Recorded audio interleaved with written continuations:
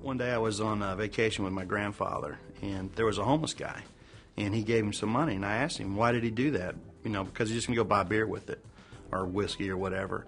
And he just said it was our job to do the right thing, our job to help him, and it was his job to do the right thing with it. One day just came about, and we went to the store and we bought all sorts of food, and we made like 25 sack lunches.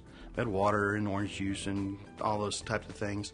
And I got the kids in the car, and we just went driving around to where the homeless people were, and we would hand them sacks. And in the sacks, we'd have a little scripture written, you know, God bless you, that kind of thing. And it was amazing how the people responded. You know, they were very grateful. There was another fellow that came by, and his name was Kevin.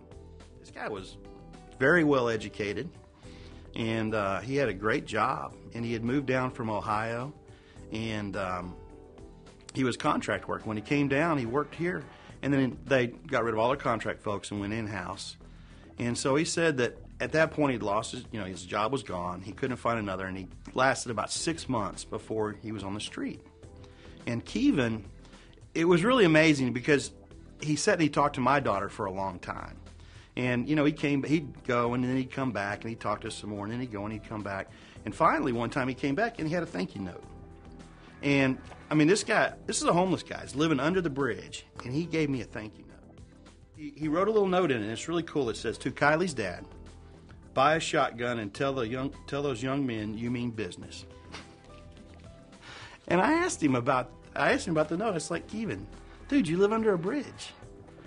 How do you give a thank you note? And he goes, my parents taught me well. If everybody just did some volunteering once a year even, you know, I mean, we make a difference. You know, if 300 million people volunteered one day a year, this world would be a whole lot better.